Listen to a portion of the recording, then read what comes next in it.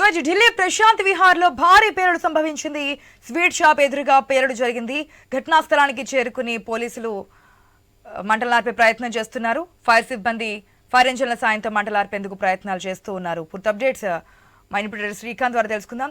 Srikanth, bomb blast అని చూస్తున్నా, ఇప్పటికే పార్లమెంట్ సమావేశాలు కూడా జరుగుతున్నాయి.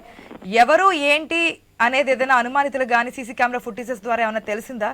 మంటలు అనేవి కంట్రోల్లోకి వచ్చాయా? అసలు గుడ్ ఆఫ్టర్నూన్. సో ఏదైతే అంటే ఢిల్లీ ప్రశాంత్ విహార్ లో జరిగినటువంటి పేలుడు భారీ శబ్దంతో జరిగింది. సో దీనికి సంబంధించి అక్కడ ఇప్పటికే అగ్నిమాపక సిబ్బంది చేరుకున్నారు.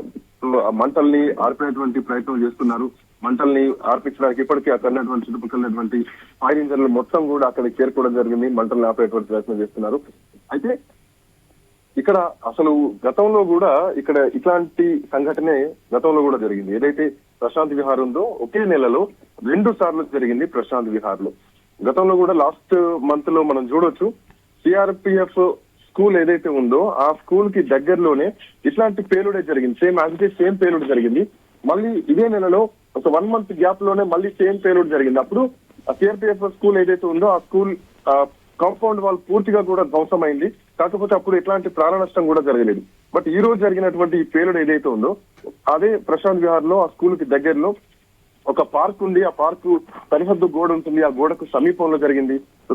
సో దీంట్లో భాగంగా అక్కడ అంటే ఇప్పటికీ అక్కడ టీం మొత్తం కూడా రావడం జరిగింది. మంటలు ఆర్పిన తర్వాత అక్కడ ఉన్నటువంటి ఫ్లూ టీమ్స్ మొత్తం కూడా ఆ స్పాట్ దగ్గరికి చేరుకున్నారు. అయితే ఇక్కడ చేరుకున్నటువంటి క్రమంలో పేలుడు పదార్థం ఒకటి అక్కడ దొరికినట్టుగా తెలుస్తోంది.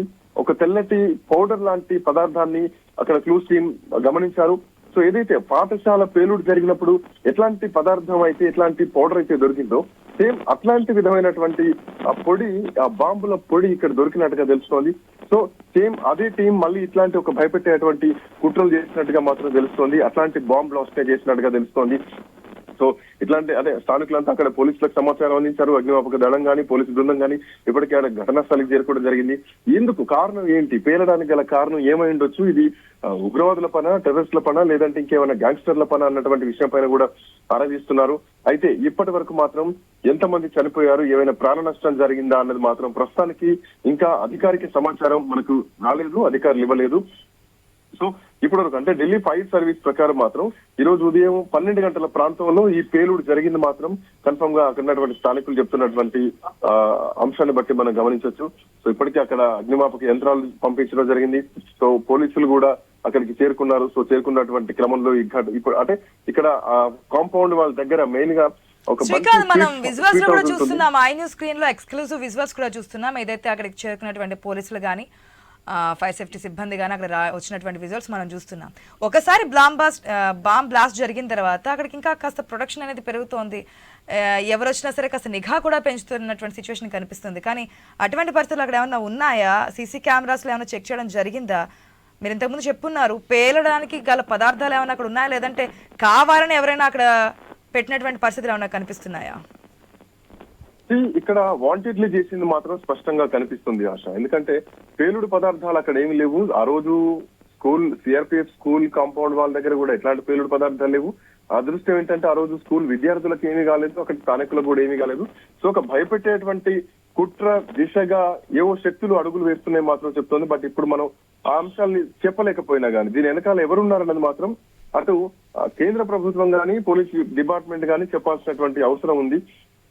దీని వెనకాల ఎవరున్నారు, కుట్రపూరితంగా చేస్తున్నారా, ఎవరిని లక్ష్యంగా చేసుకుని చేస్తున్నారు, ఏ టీమ్స్ పనిచేస్తున్నాయి. ఇప్పటికే లాస్ట్ మంత్ లో జరిగినటువంటి బాంబ్ బ్లాస్ట్ తర్వాత ఇప్పటి వరకు కూడా దానికి సంబంధించి అధికారికంగా ఎవరు చేస్తారు ఏంటన్నటువంటి అంశం చెప్పలేదు, బయటికి రాలేదు.